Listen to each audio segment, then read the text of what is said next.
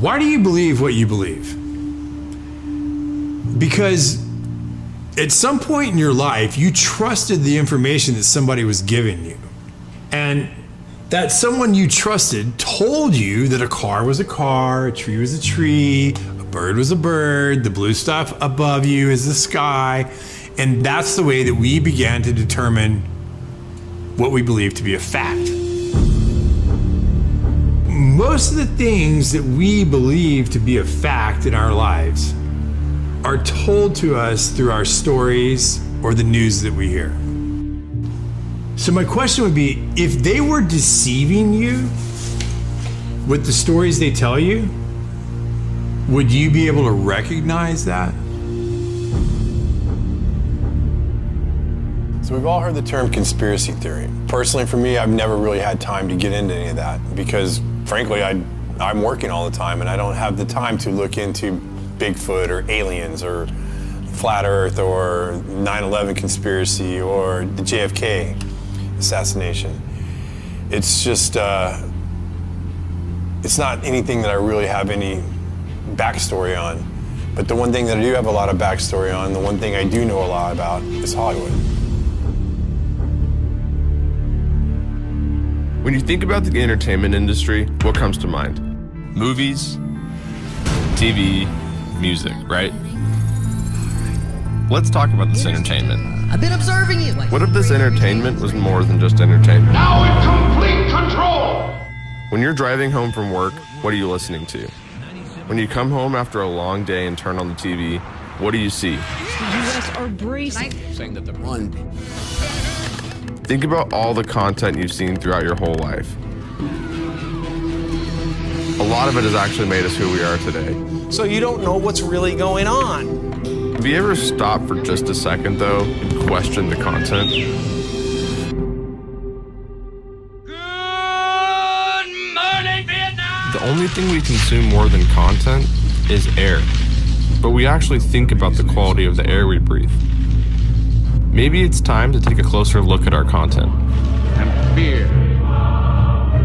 Taxes will keep Our government's always controlled our content. the fight for freedom. We've just never paid attention. Freedom of speech. Message received. The police occupy our community. To work with the CIA to destabilize foreign countries. This media that we're consuming at such a rapid rate, we need to slow down and think about what we're consuming. Bullshit going on. What if the people in charge didn't have our best interests in mind? Now we have to ask ourselves, who's influencing our content? Is the CIA involved in Hollywood? Yes.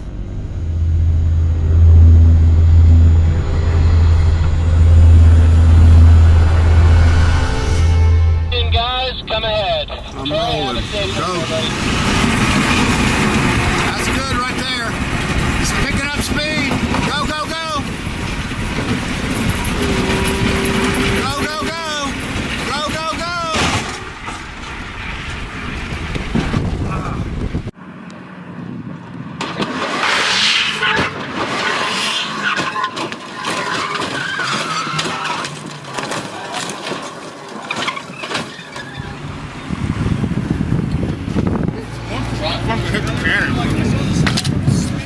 So for the past 28 years, I've probably had one of the coolest jobs in the world. I was a professional stunt performer. I've worked with some of the biggest stars. I've got to be Batman. I've got to be James Bond. I've won World Stunt Awards. I am in the Screen Actors Guild. I'm in the DGA. I'm in the WGA. And last year, I got into the Academy, the Oscars. I worked my way up from being a stuntman to being a fight coordinator, to being a stunt coordinator, to being a second unit director. Action! First big job I get, I'm on Batman Forever. And I'm walking around set and I'm pinching myself. I'm looking over, there's Tommy Lee Jones, there's Jim Carrey, there's Val Kilmer, there's Drew Barrymore, there's Nicole Kidman. And I'm like, how did I get here?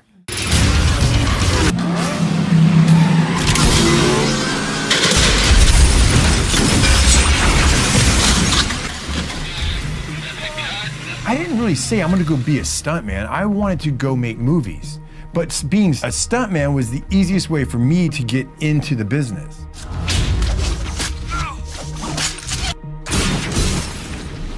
I didn't want to be an actor because pretending to be a character.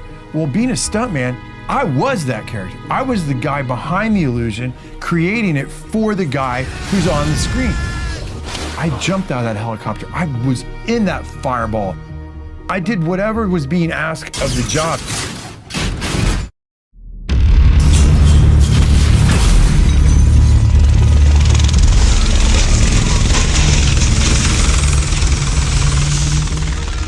I've had an amazing career, and I've had an amazing life. 2, 1, action! That's a cut. But in the system that exists today, as I get up the ladder, I realize it's not what people think it is. It's an illusion. It is a complete illusion.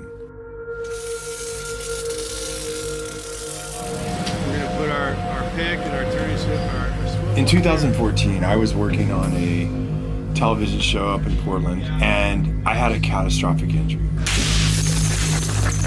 I've done this stunt, probably variations of it 20 times over my career. It was nothing. It was a small fall down into a stairwell. I did the first take fine, the second take, I knew I could do it better. I went up and I fell over the rail and I landed on the pipe down below, and I burst fractured my L2 vertebrae and I was paralyzed from the waist down. When you are injured, when you are catastrophically injured and it changes who you are, I knew from that day I would never be the athlete that I once was.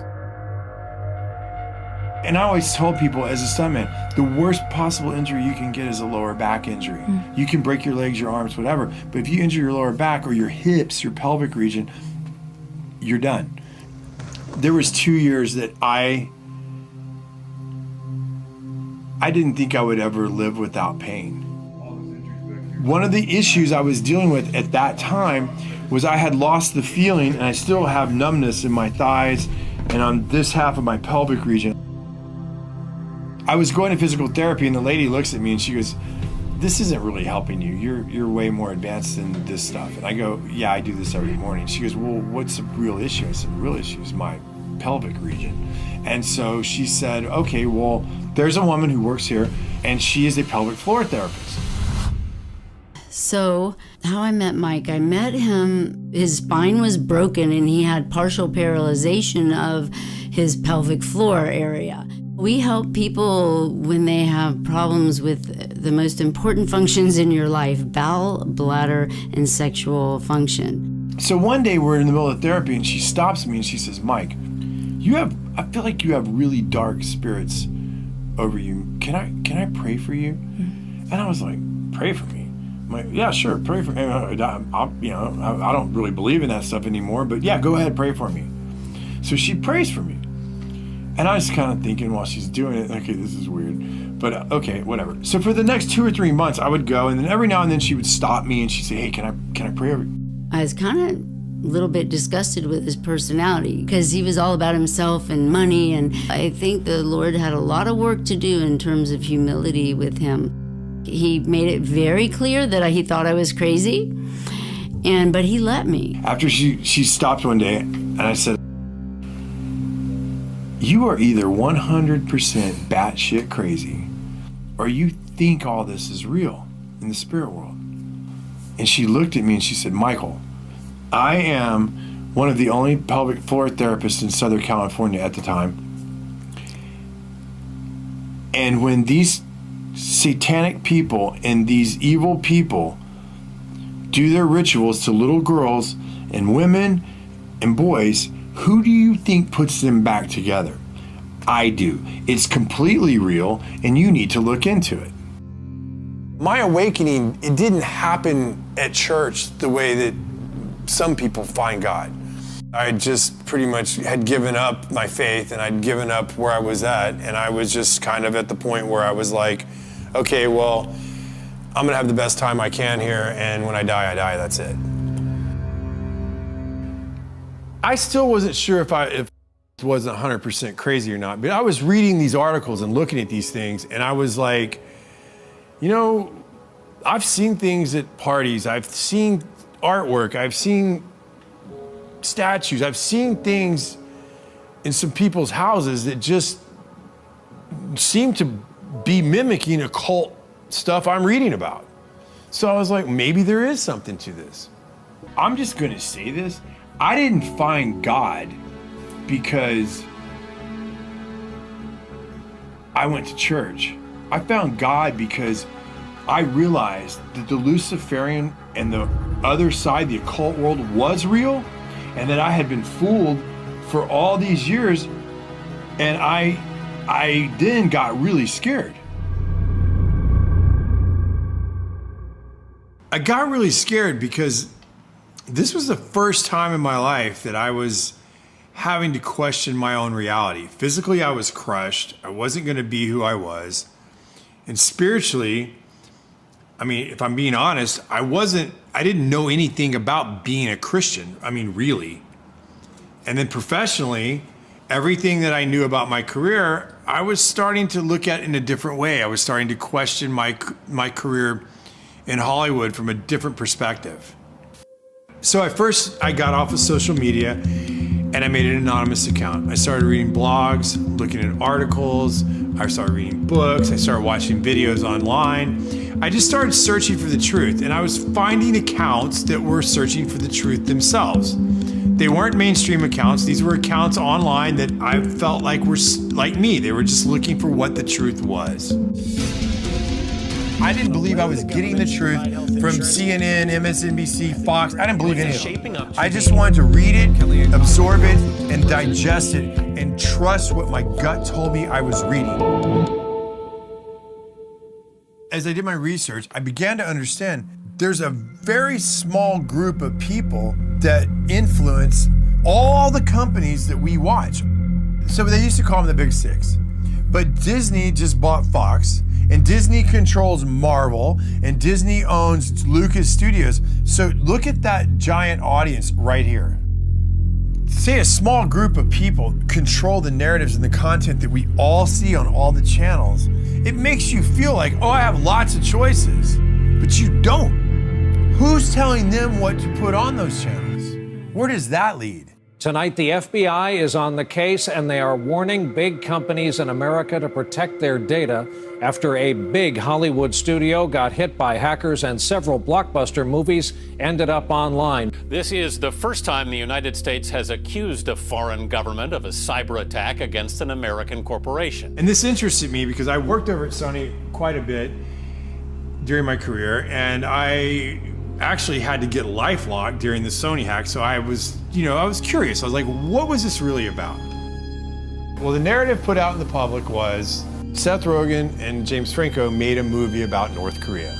And so they were mad, and so they decided to hack Sony to teach them a lesson.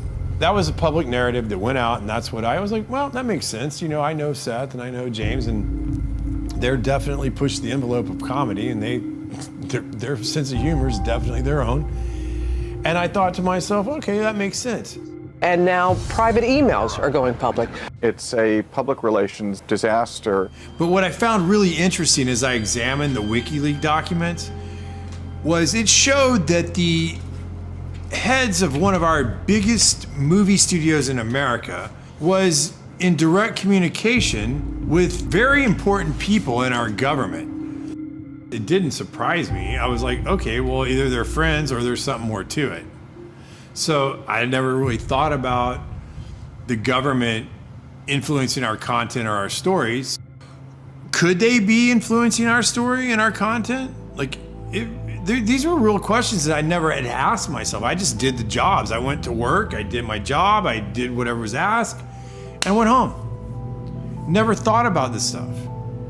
So I was like, I don't really know anybody that can answer these questions. And I reached out to this guy who I'd been watching online. His name was Kevin Shipp. And for those of you who don't know who Kevin Shipp is, he's a CIA whistleblower. He worked in counterintelligence, and he served in many capacities in his tenure at the CIA. This is the big picture. An official television report to the nation from the United States Army. It was an OSS memo, the precursor to the CIA, where they were doing a study of the use of motion pictures in America as a means of psychological warfare. So it goes all the way back to pre-1947, when U.S. intelligence was using motion pictures to alter the thinking of Americans in the United States. The morale of our troops is high. The laughter, music, and general entertainment which comes out of a single small package like this one have helped to build that morale. The CIA is funneling information into Hollywood. Hollywood is putting out in the movies, and the population believes it.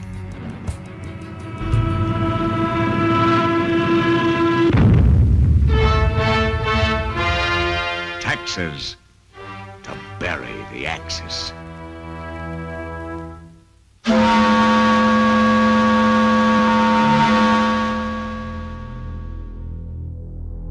This document right here is a FOIA document. Anybody in America, anybody can request this. It's Freedom of Information Act. And in the 40s, they were telling you they controlled the radio stations. They controlled most of the mainstream media. They're telling you right here that motion pictures are used as psychological warfare. Why would they stop doing it? At no time has the CIA engaged in any political activity or any intelligence activity that was not approved at the highest level. Alan Dulles groomed and recruited Ian Fleming, and Dulles and the CIA actually helped Fleming write his books and paint the CIA in a favorable light. And they also, Dulles helped produce Thunderball to make the CIA and agents look like honorable, cool people. The CIA actually helped him write the books and write the script for that movie. And then the president of MPAA was actually providing intelligence to the CIA as an operative in that position in Hollywood. Mr. Fleming, in your books there's a great amount of detail. Is this detail based on personal experience? Do you make it up? Where does it come from? Well, I can say it's 90% from personal experience, really. Of course, if I started sticking too close to the true espionage work of today, I should be in trouble with the Official Secrets Act in England, even supposing I had access to information.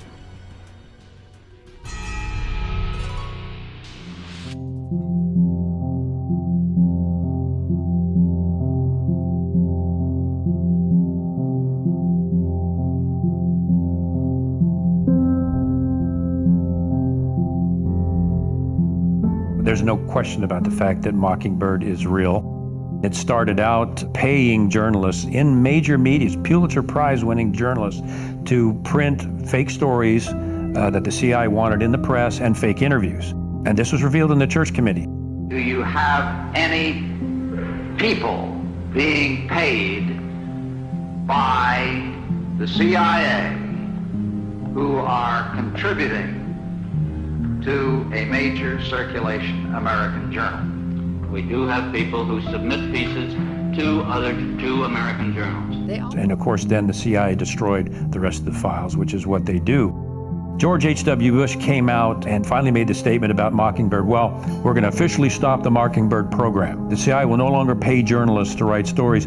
From now on, the program is voluntary, which means Mockingbird continues today. When's the last time you've seen a mainstream media outlet do a serious investigative report on the actions of the CIA? There's a reason for that. This would mean that the CIA could manipulate the news in the United States by channeling it through some foreign country. And we're looking at that very carefully. You say that continues today? Well, I would think probably for a reporter it would continue today, but because of all of the revelations of the period of the 1970s, it seems to me that a reporter's got to be much more circumspect in doing it now, or he runs the risk of at least being looked at with considerable disfavor by the public. I think you've got to be much more careful about it. platforms to push their own personal bias and agenda to control exactly what people think. And this is extremely dangerous to our democracy. This is extremely dangerous to our democracy. This is extremely dangerous to our democracy. This is extremely dangerous to our democracy. This is extremely dangerous to our democracy. This is extremely dangerous to our democracy. This is extremely dangerous to our democracy. This is extremely dangerous to our democracy. There is something about the way the CIA has been functioning that is casting a shadow on our historic position of freedom, and I feel we need to correct it.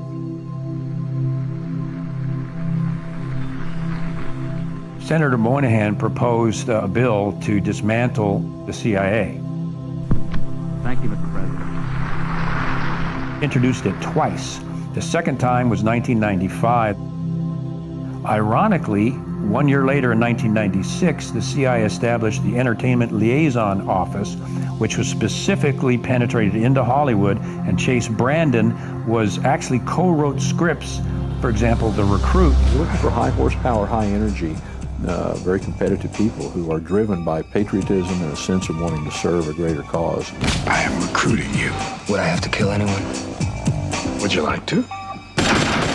So the CIA was and is in Hollywood, was and is contributing to Hollywood productions and that manipulation. The Recruit. Nothing is what it seems. As I started to wake up, I never actually considered that the CIA had an office in Hollywood. And I'm like, well, I see this, I see that. And I started putting feelers out, like, does anybody else see this stuff? And not many people were awake. But the one person that I reached out to was an old colleague of mine, a friend of mine named Brad Martin. And Brad and I had similar careers. We worked our way up through the business together. And I'm like, hey, Brad, you've seen this, you've seen that? And he's like, yeah, for sure. And so that gave me strength. That gave me like, okay, well, I'm not alone in this deal. And I'm going to keep looking. Let me just say this. Brad's one of the greatest stuntmen I've ever met. Probably the best. I'm a very physically creative person. I've been doing action for movies for 26, 27 years. I excelled at the action aspect of it, at the physical aspect of doing the fights and doing the gymnastics and doing the falls and doing the driving. I trained really hard and became one of the top stuntmen in the business. I started becoming a fight coordinator, and then a stunt coordinator, and then an action director. Very few people have ever gotten to where I've gotten to, and I'm super proud of what I did.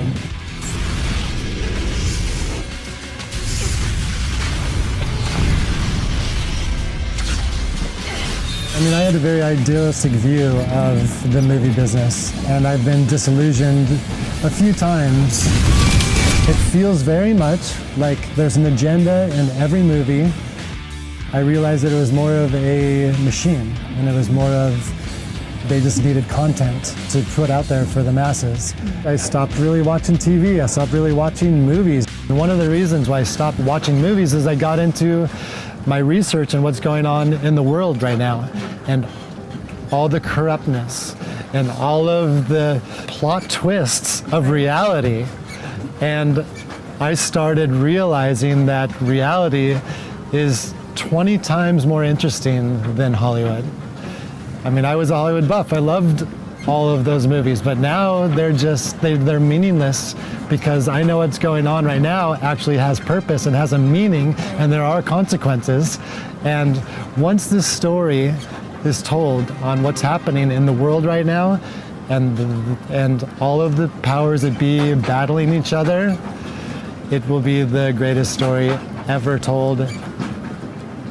Like, for instance, I saw something on History Channel talking about how the CIA helped Disney buy all the swampland in Florida. Well, why on earth would they do that? His lawyers in charge of purchasing the parcels had served in military intelligence during World War II and knew how to keep a secret. And they used several different companies, none with Disney's name, to acquire the properties. Now I go down this rabbit hole of what does the CIA have to do with Hollywood, or at least with Disney? Washington, D.C. is definitely in Hollywood. I have seen documents of the DoD and the CIA writing to the studio heads, guiding them in certain fashion. There's a lot of things that people would talk about that are conspiracy theory, but there's some things that ring true with me. It's like, oh wow, that makes a lot of sense. Another program developed by the CIA after World War II was called Operation Paperclip. It's been depicted in many movies, including Disney's Marvel series. It's Operation Paperclip after World War II. SHIELD recruited German scientists with strategic value. They thought I could help their cause. Operation Paperclip, and this is something people need to know because it has been so covered up and mocked and berated and claimed to be a conspiracy theory. And by the way, the term labeling people as conspiracy theorists was invented by the CIA to deflect any attention over the JFK assassination. They invented that word as a way to shut down any scrutiny or just critical investigation of what they were doing. So they started that whole ball rolling. In terms of Operation Paperclip, it is documented. There's absolutely no question about it. Alan Dulles, CIA director, was an associate of Heinrich Himmler of the Third Reich. So what Dulles proceeded to do when the Third Reich was brought down was he secretly brought all of the top Nazi scientists into the U.S. He falsified their files that he gave to Harry Truman, making them look like there were no war crimes.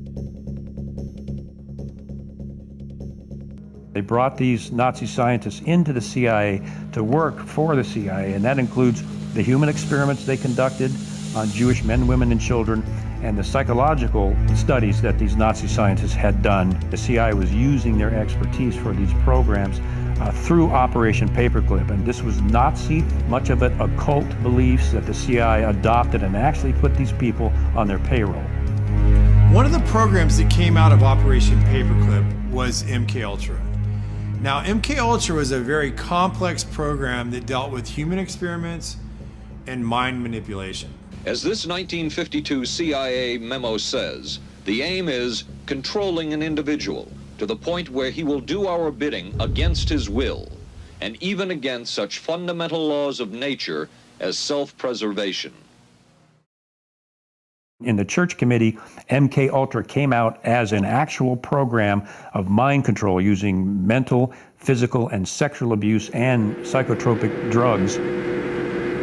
Lysergic acid diethylamide, LSD. It was one of the first times that anybody had run into a powerful drug that was different than anything else that they knew anything about. A decision was made at the highest levels of the CIA to do testing on unwitting Americans. At Ravenscraig, Dr. Cameron went further with drugs and electric shock treatments than any researchers in the MKUltra project dared. His aim was to wipe the mind clean. Then he would implant new messages by forcing the patient to listen to a hypnotic repetition as many as 250,000 times. This was called psychic driving. He would give the patient intensive electric treatment. He would attempt to implant new ideas in the mind of the patient.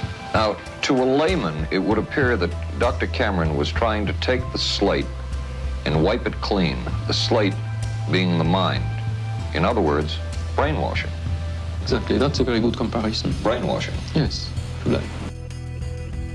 No. Oh, good heavens. You're doing fine, just try to describe it. Oh, you don't know, you want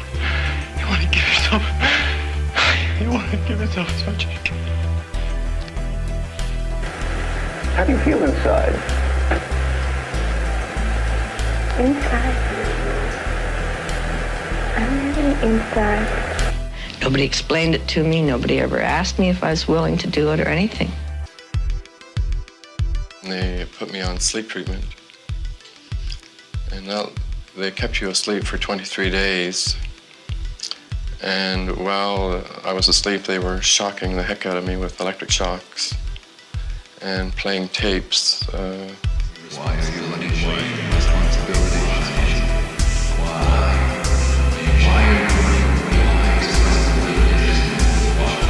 It was Really, like a concentration camp. Want to torpedo letters? You mind if I look this way? You look that way. Nothing for you to watch here, but you're going to talk to me as we go along. They couldn't go any further because CIA Director Richard Helms destroyed all the CIA's MK Ultra documents, and they had to rely on coached witnesses. So they were never able to dig even deeper. What they got was bad enough. It was never terminated. There's no evidence that it was ever terminated. No documents, no nothing, and not even an admission by the CIA that it's been terminated. How do you feel? I'm feeling better, thank you. Feeling better? Are you sleeping well? Yes, I'm sleeping better now. We could disable a whole city by putting a very small amount on a water supply. After all of these years of us, those of us who are involved in looking for this secret drug, this was the only thing that began to look for the first time like it might be something like that. So MK Ultra was one of the hardest programs for me to wrap my head around because it's a lot of subset programs.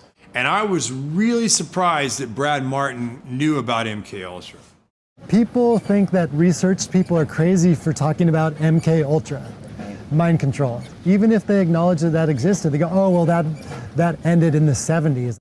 That's a crock of shit. And perhaps the world's only hope of stopping a sinister assassination plot. The movie that I did involving that topic was Zoolander. The fashion industry has been behind every major political assassination over the last 200 years. I mean, at the time, I was making a comedy and I had no idea what I was involved with. But now looking back on the movie, I'm blown away at just the propaganda.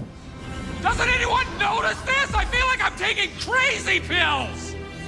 In a movie like Zoolander, when they're showing you that they're controlling Derek Zoolander's mind through mind control, you realize that they're trying to desensitize you and to make you think that what you're watching is fiction because it's in a comedy.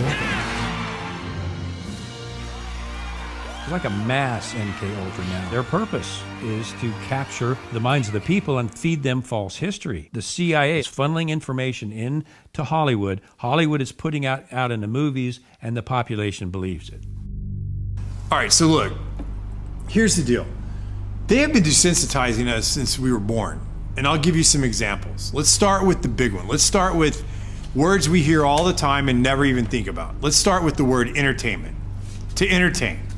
What does that mean? To bind or hold. To bind or hold what? An audience's attention. Okay, now let's take the word Hollywood. Where does that come from? Well, Hollywood comes from the holly tree. And the ancient Druids, back in the day, used to take the holly tree, make wands to weave spells, cast spells, or channel spells. And when they needed help, they would consult the magis or the mediums of the day to help channel their spells to the population. We'll cut to today. What do we have in our houses? We have these black boxes. What are they called? TVs. But if you stop and you say the word television, and when you turn on that television, what do you get? What's the first thing that pops up? A list of channels. And when you turn on those channels, what's on those channels? Programming. They are programming you. They've been programming your whole life. You don't even know it. They do it with your music. They do it with your TV. They do it with your movies. They do it with your games. They have been programming us and programming you since you were little, and you don't even know it because you don't even question it.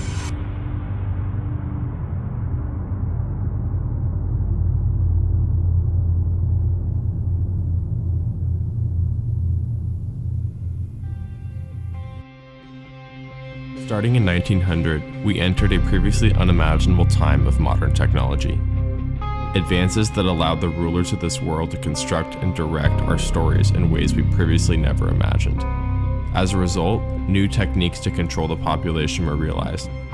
These are the people from the companies that we have trusted to deliver us our news and tell our stories. This has always been about controlling what we as the population think and hear. They help create our culture and influence our society. We as citizens only trust them because as a society, we think that the gatekeepers have our best interest in mind. The dangerous, edges here are that he's trying to undermine the media, trying to make up his own facts, and it could be that while unemployment and the economy worsens, he could have undermined the messaging so much that he can actually control exactly what people think, and that is our job. That is our job. That is our job.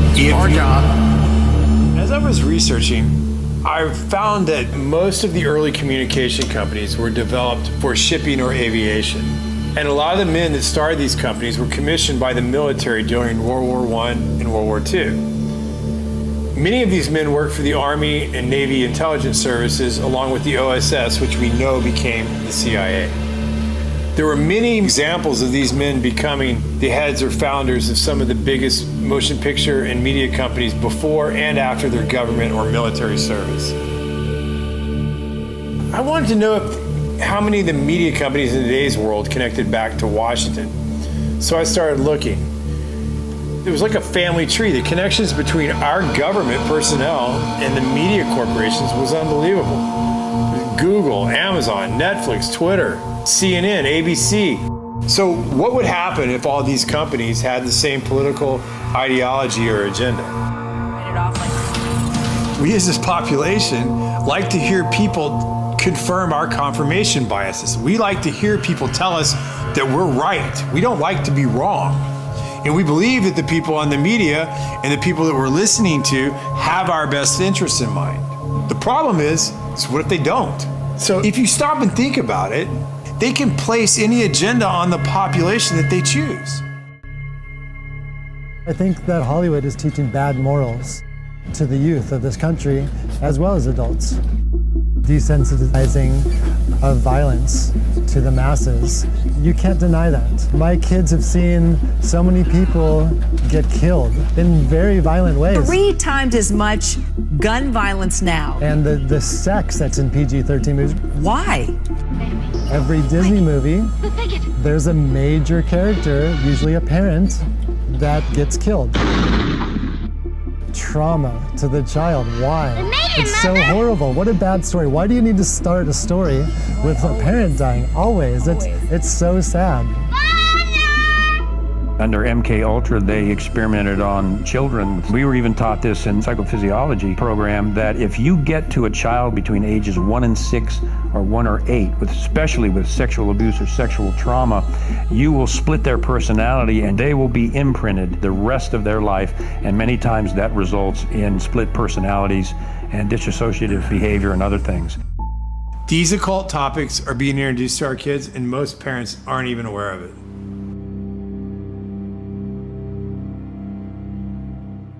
So the biggest surge with this occult type material took place in the late 60s and the early 70s with movies like The Exorcist, Amityville Horror, The Texas Chainsaw Massacre, Halloween, and Roman Polanski's Rosemary's Baby. And coincidentally, this same time period, it parallels the rise of the Church of Satan in Los Angeles, and it was founded by a guy named Anton LaVey.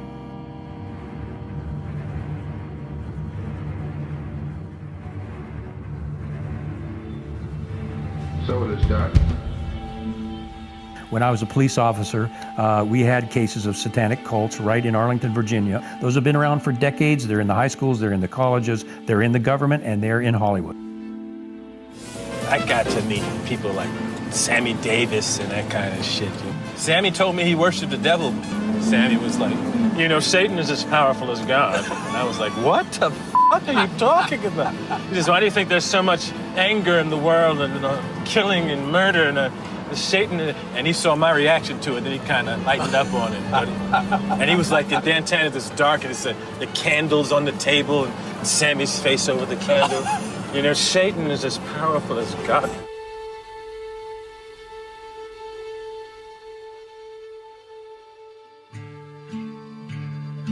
From our point of view, it really makes no difference whether you pray to a father god or to a mother goddess or to an entire gaggle of gods and goddesses. Michael Aquino was a high-level officer in the National Security Agency. He was and is, you'll see him today, a practicing Satanist. He created the Satanic Temple of Set, which he still runs. He was a high-level NSA officer. He's a member of the association, now used to be in the Association of Former Intelligence Officers, AFIO. He's a member of that. He's plugged in big time to the intelligence community, and he wrote a paper called Mind War. And Mind War was about psychological operations against populations, including the domestic population, using Satanist techniques and tools. Aquino was first involved in MK-Ultra operations during the Vietnam War as part of the Phoenix program. No, first, I've been involved in intelligence and psychological operations for about 40 years in all levels of it and across the intelligence community. You are a lieutenant colonel in the United States Army. Correct. Now, and how does the Army feel about you being head of the Temple of Set? The Army has known about my religion for the entire span of my Army career, which began in 1968. The Army has paid very little attention to it, the same as it would to anybody who was, say, a follower of Hinduism or of Buddhism or any other slightly unusual religion today. He was occupied a position at the Presidio, which was a training facility for the U.S. government, and it was uncovered that he was running a pedophile ring. I think 50 kids came out and fingered him as the guy that had done sexual acts on them as children. It went to trial. He walked from the trial successfully because he had a good attorney, despite the fact that there were multiple witnesses that said Aquino, through satanic rituals, had abused them as children. There's no question that he's a practicing Satanist. Just watch any one of his interviews. On this altar is one of a number of daggers, which we may use in our rituals. This one happened to belong to the commanding general of the most elite unit of Germany's infamous SS, which was concerned with black magic and occultism research in general. Anything that it could find that had to do with the origins of the human race, destiny of humanity. The perverted view of the occult held by Heinrich Himmler was of an evil magic that could help create a new master race. Wewelsburg Castle is where he performed his ceremonies. I have been to the Wewelsburg, which still preserves Heinrich Himmler's ritual chambers to this day, and have conducted a black magical ritual in the so-called Hall of the Dead beneath the Wewelsburg. This particular dagger is inscribed to our comrade in the Leibstandarte Theodor Wisch, Brigadeführer, a major general in the Waffen-SS. And on its blade, it bears the inscription, Mein Ehre heißt Treu, or my honor shall be known by my faithfulness. Aquino's thesis stated that enemy populations could be subdued by inflicting a state of psychological terror and feelings of imminent destruction. He discusses the use of psychotronic weapons and electromagnetic weapons that influence the mind. By extremely low-frequency signals, piggybacked on broadcasts of radio, TV, or microwave communications in order to influence and manipulate the thoughts and feelings of the target population. These ongoing MK-Ultra operations are functioning as a counterinsurgency and infiltration operation aimed at destabilizing the United States and other industrialized nations. I give the CIA a total credit for sponsoring and initiating the entire consciousness movement, counterculture events of the 1960s. History will judge the role of the CIA and other intelligence agencies in unwittingly contributing to the counterculture of the 60s through their intense interest in LSD and other hallucinogenics. But for the moment at least, the argument can be made that the CIA helped usher in the age of Aquarius.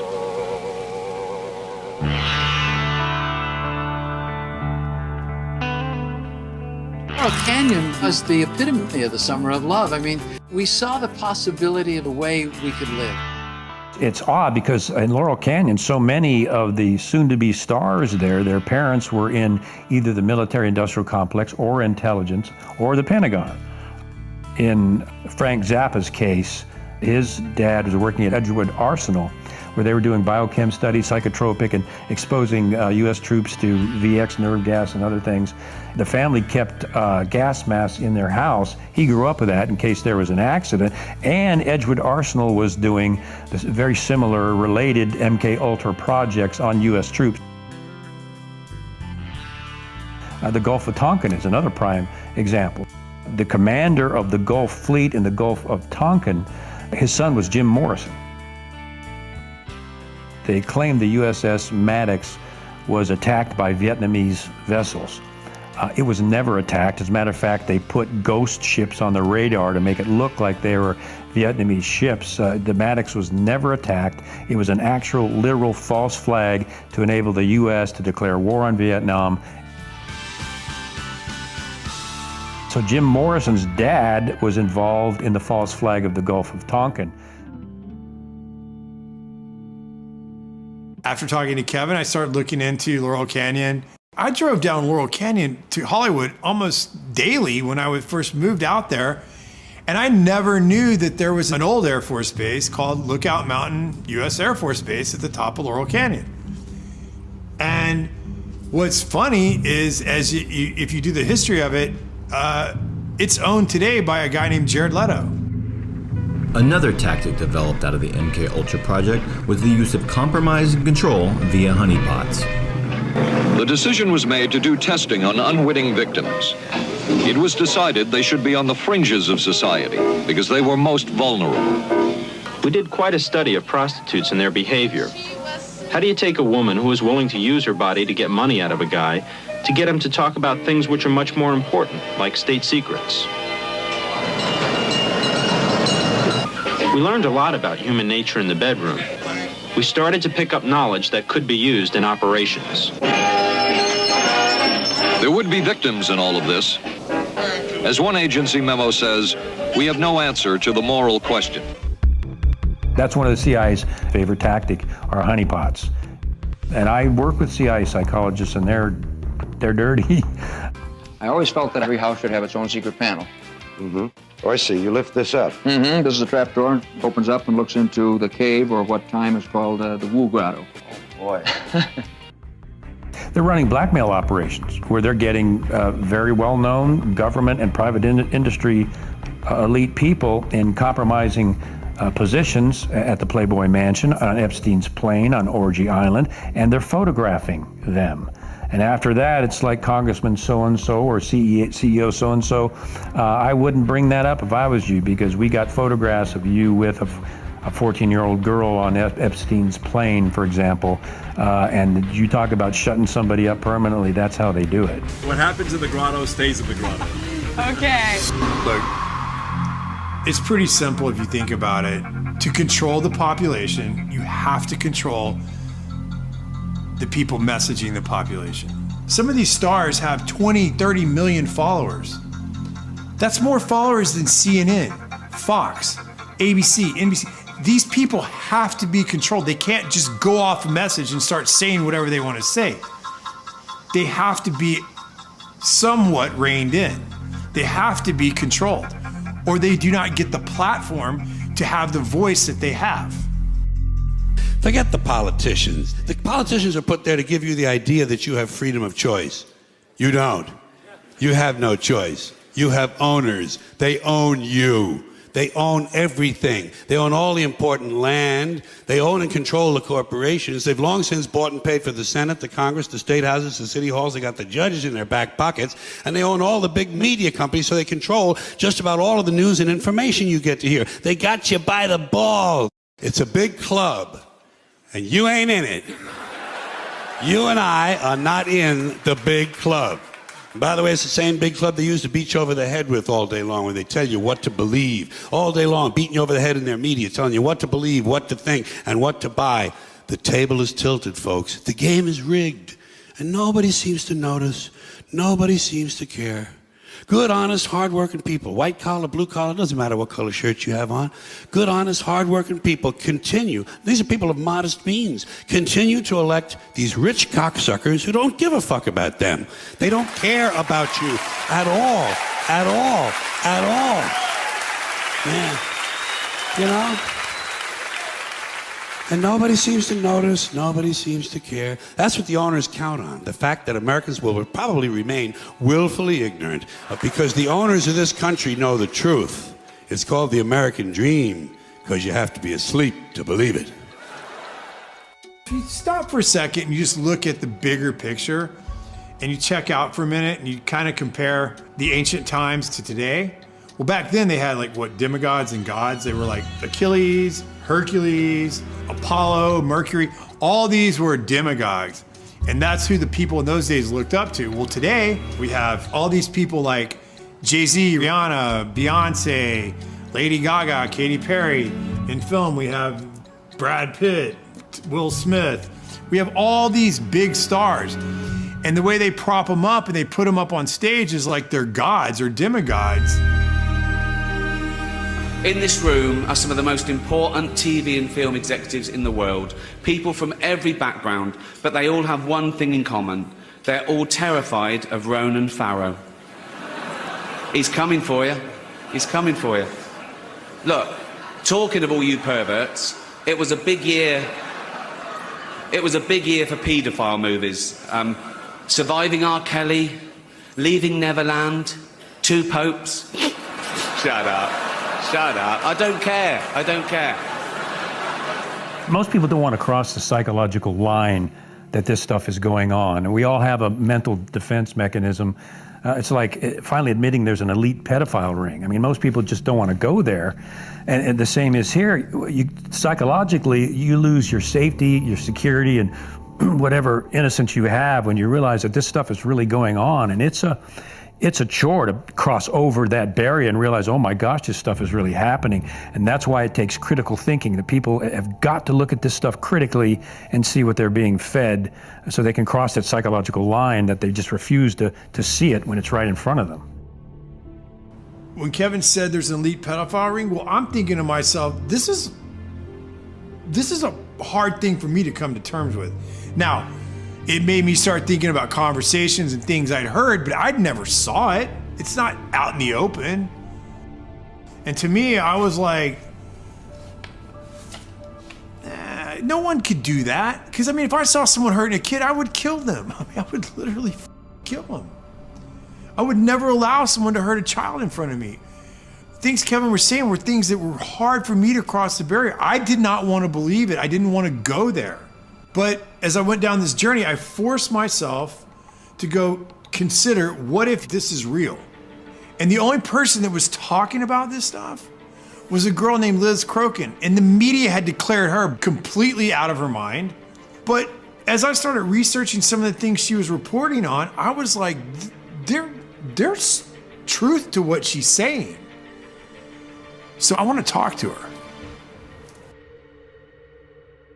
I started working in journalism at a very young age. I got my first job working for Fox Chicago at about the age of 17 years old. At the University of Iowa, I studied political science and journalism. One semester, I interned for Bill O'Reilly at Fox News Channel. My last year in college, I interned for the State Department's White House reporter, and that placed me reporting in the White House every single day for a few months. I went on to work for the Chicago Tribune, and my first boss there told me that everything that I should get should be checked over and over and over again and verified to death. That's how I was trained, and that's what a true, honest journalist does. I started covering local politics and local hard news, and then eventually I got my own column for 7 years where I interviewed tons of celebrities and politicians and musicians, and worked at Us Weekly, and then at one point I worked at In Touch Weekly magazine. But then in 2015, I felt the need to get back into covering hard news, and in early 2016 I started working for Town Hall, and then eventually I started working for the New York Observer and broke a lot of election-related stories. I worked in media for over 2 decades, and I never had any issues. I was very well respected. I basically was embraced by the mainstream media until I started reporting on Pizzagate.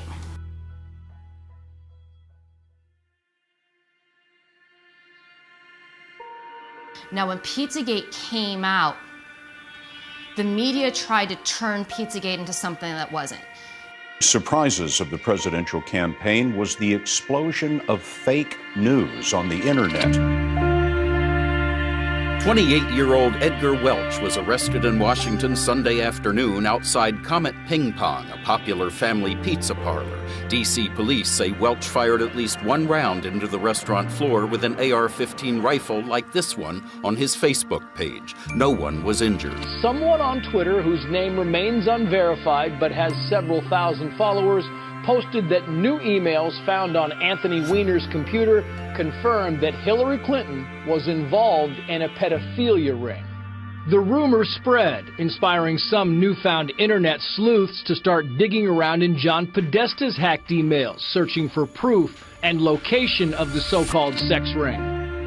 In those emails, they are absolutely littered with code words, and many of these code words are food words such as pizza.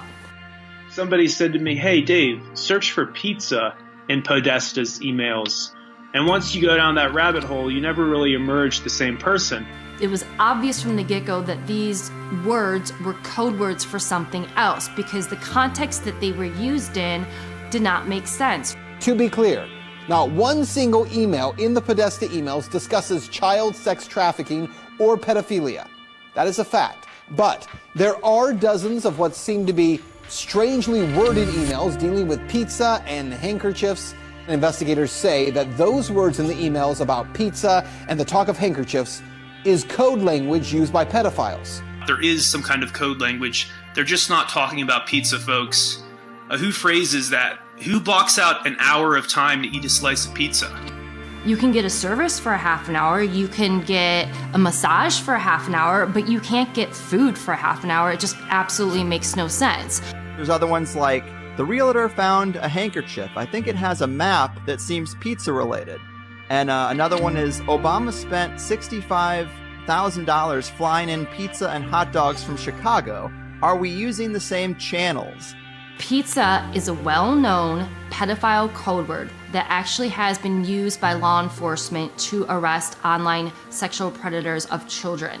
And there's been multiple arrests that have been made by law enforcement of pedophiles trying to solicit children by using the pedophile code word pizza. 2007, unclassified FBI document. That document, according to the FBI, contains commonly used symbols by pedophiles to express their preference in children. Notice this one on the end, the triangle? That image signifies something called boy love. The pizza place next door to Comet Ping Pong Pizza, Besta Pizza, well, this was their logo until only a few weeks ago. People don't know that because the mainstream media refuses to cover it. The entire mainstream media redefined what Pizzagate was to make it sound ridiculous and less believable. And then they had people like Megyn Kelly come in, interview James Alefantis, didn't ask him any challenging questions. A conspiracy theory that even the DC police say has no basis in fact. She didn't ask him any questions about the pictures of children on his Instagram page looking abused, being sexualized. She didn't ask him about the pedophile talk. So the whole mainstream media painted him as this poor victim, as this person that was innocent, that was just victimized, as something that wasn't true. But just his Instagram page alone should have been enough for authorities to look into him. Investigators have already proven there's nothing to the story, right? Well, actually, no. And that's what you need to know. For all that is here, there has not been one single public investigation of any of this. Not from local police, not from the FBI, no one. And that has to be the big question. Not for Podesta or for pizza parlor owners, but for law enforcement. Based on what may be or may not be here, the big question is, why hasn't any investigation taken place? This is insane. So many people in the mainstream media have said Pizzagate is a conspiracy theory. Pizzagate has been debunked. It has not been debunked. If it's been debunked, explain the code words. No one to this day, including John Podesta himself, can explain the code words in his emails. Hey, John Podesta, can you please explain why you have children rented for entertainment for your adult hot tub parties? No one has ever explained why John Podesta has literal pedophile and cannibalism paintings all over his office and his home. Tony Podesta too. And then you look into the spirit cooking dinners, and you look into Marina Abramovic, who's the one that was conducting the spirit cooking dinners. Why are they going to spirit cooking dinners? Why are they sacrificing chickens to Moloch in their backyard? This isn't my words, this is their words. This is in their emails. I'd be willing to debate anyone who thinks that Pizzagate has been debunked. You asked me when how am I getting additional briefings? That was the first and last time I talked. So October 9th is the last time you have heard from the FBI at all? Yes. You have not got an update on the investigation to your personal email? That is correct. So not only did the mainstream media lie to you about Pizzagate, they actually told you that it was illegal to read John Podesta's emails on WikiLeaks. Chris Cuomo, with a straight face on CNN, looked into the cameras and said, it's illegal for you to read John Podesta's emails. Also interesting is, remember, it's illegal to possess these stolen documents. It's different for the media. So everything you learn about this, you're learning from us. That's how scared they are of those emails. And that's how explosive the content in those emails are. That they felt the need that they had to tell you you could not read those emails, and if you do, you might get arrested. Lie. It's different for the media. So everything you learn about this, you're learning from us. People that blow the whistle on elite pedophiles tend to have accidents, and a lot of those people have died mysteriously. NBC News has learned that disgraced financier Jeffrey Epstein is dead. Epstein took his own life while he was behind bars. There's absolutely no excuse for this. What happened here, to me, is mind-boggling. The guy was a high-risk prisoner, wasn't he? I mean, he's a guy that there are probably 50 very important people that have a motive to kill him. We don't even know who they are. It's true. But we know there are some people that are in a lot of trouble because of Epstein. They know who they are. His flight logs contain names of some of the biggest, most famous, and most powerful people on the planet. Members of the royal family, Prince Andrew, models like Naomi Campbell, famous actors like Kevin Spacey, Bill Clinton on those flight logs over 25 times.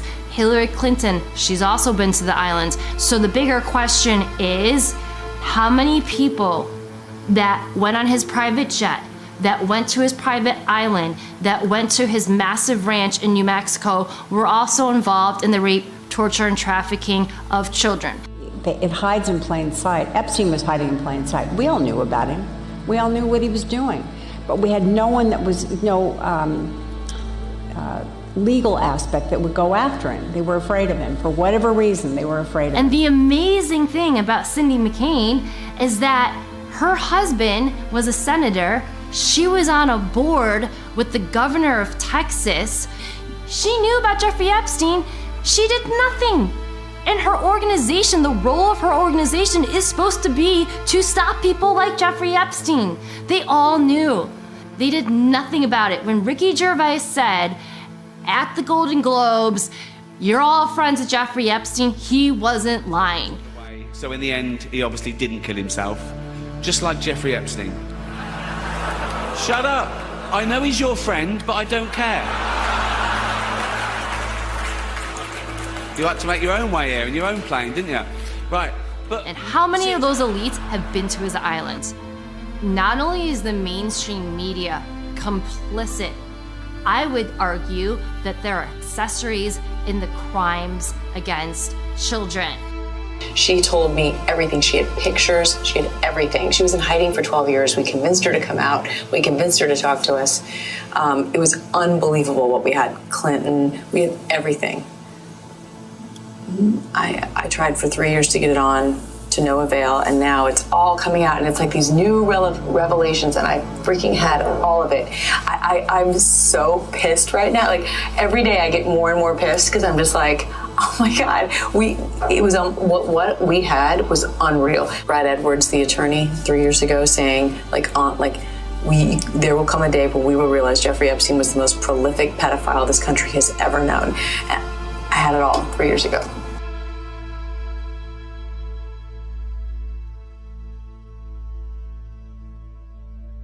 Then what happened in early 2018? Keith Raniere, who ran the NXIVM child sex trafficking cult, was arrested. Who else was arrested? Allison Mack. She's a famous celebrity who was on Smallville. She was also arrested for being a member of this cult that was involved in trafficking children. And not only trafficking children, they were running preschools down in Mexico. And NXIVM is another example of how these elite pedophile rings exist, because this was a massive organization. This was funded by really wealthy people, including the Seagram heiresses, Nancy Salzman and Claire Bronfman. So obviously they were using those preschools to traffic children. And the cult also engaged in human torture experiments on some of their members. And there actually was a civil lawsuit that was filed by 90 of their victims just the other day. So I imagine we are going to hear more about the human experiments, the torturing, the sexual abuse, and the child sex trafficking in this civil lawsuit. And a lot of the techniques that we see in this cult are very similar to the techniques that our government used in the MKUltra program. You guys are branding women with Keith's initials? And they were like, well, what's the bad thing exactly about that? Everyone in the outside world, AKA the real world, is like, they're branding women? So I left, I went to the executive board and I said, I want my photos back, I want my videos back, the branding session was filmed, I want all of that back, I want my collateral back. None of that happened. And it's the same fear, mind control, and you'll be destroyed if you get into the upper elites. And if you get to that point, if you start revealing anything, they have the same system to completely destroy you, destroy your career, blackmail you like Epstein, catch you, film you in compromising positions. And this goes both within Hollywood and celebrities and some of the elite, and it also goes on in Congress and the Senate. And if they even insinuate that they're going to reveal some of these things, they're done. A lot of people here tonight felt like they lost. You know why? Because y'all been lied to. Google lied to you. Google. Facebook lied to you. Radio lied to you. The powerful people that be, whether it's the music industry or the movie industry, you are only allowed a certain level of success if you are willing to join their club, if you're willing to be part of their secret society, or if you're compromised. They will not let someone obtain a lot of fame and power if they can't control you. A classic example, at least for me, is Katy Perry. Katy Perry was a gospel singer, very talented, but she was going nowhere. And she got up to Hollywood and basically they said, you want to be a success? You play by our rules. You step into the occult and you start putting that in your videos. And now she's doing videos with her in hell with satanic themes, and she's what? Highly successful. You see that over with Lady Gaga, who came out and actually said she was so tired of being handled and manipulated, she had to take a break. That this is this young, outrageous girl, wears strange clothes. She's into extremes. She's experimental. She have 43 million people on the Twitter following her, whatever she do, little monsters. And she came really very humble to my house and asked me if I can teach her. We made this workshop in the woods, and she was such a good student. She never cheated. She really went much farther than I asked her for. She is a limitless human being. As myself, a self-proclaimed pop performance artist, want to go home and slit my wrists, and I am nothing. I have achieved no sense of art.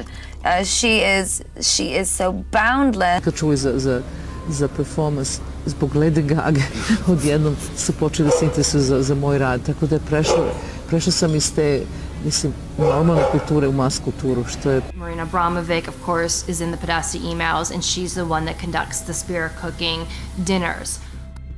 She said that Marina did an exercise with her where she stripped her completely naked and left her in the middle of the woods to fend for herself and find her way back.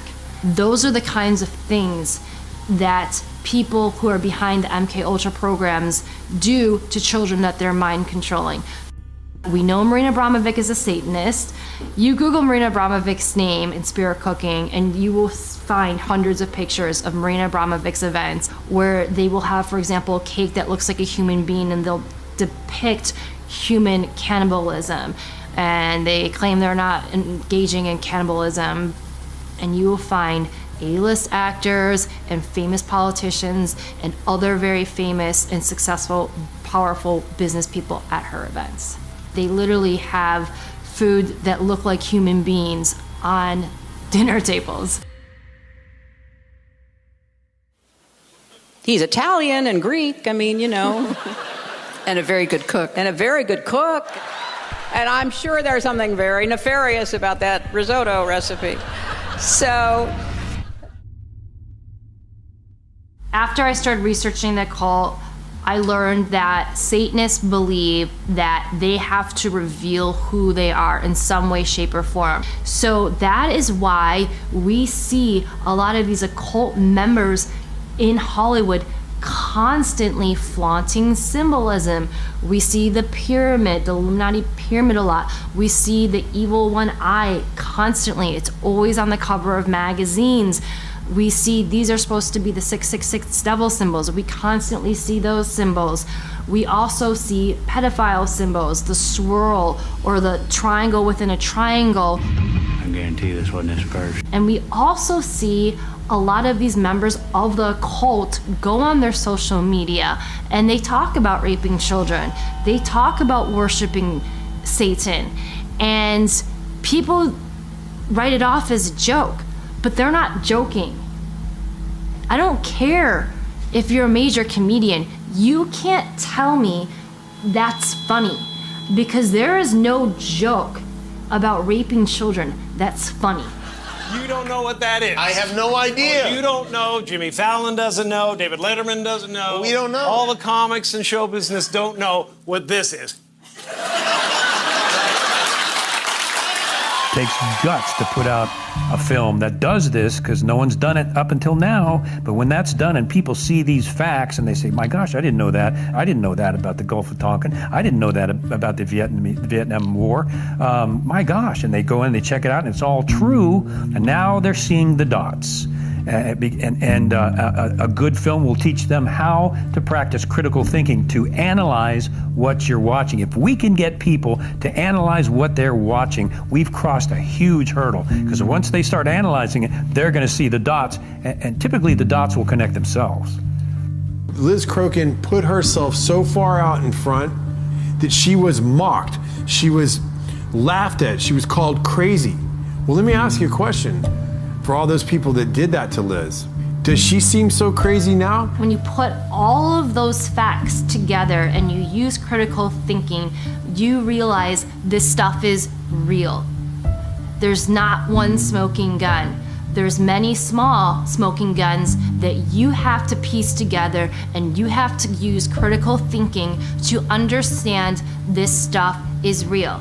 So again, the bigger question is, now that Jeffrey Epstein's been exposed and he's allegedly dead, how many of his friends that were frequent visitors on his sex trafficking island were also involved in the rape, torture, and trafficking of children? And that's what Pizzagate is.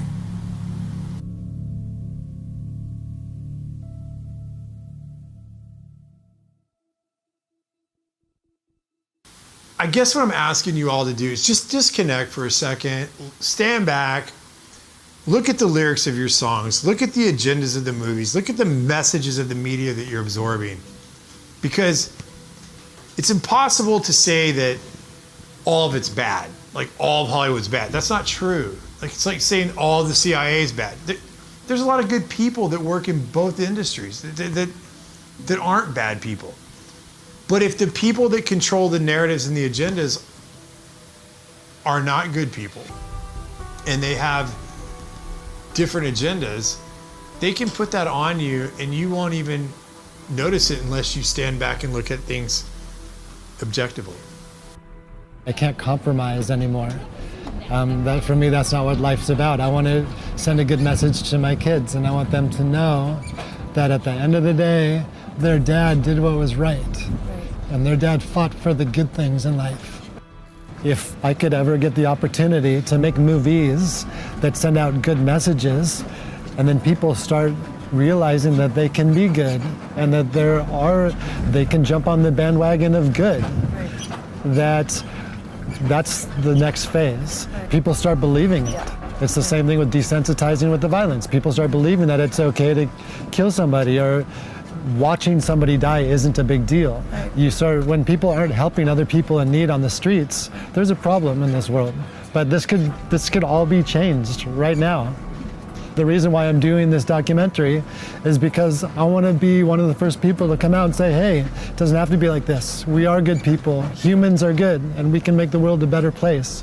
Because the money and the technology to make this world a better place is there. It's just been covered up and controlled for so long that it's time for it all to come out. And maybe I'm the catalyst for something better. What does the media look like in the future? Well, to me, what I would hope is that it's not filtered. I would love to build a platform or build some sort of system where artists could connect directly to their audience.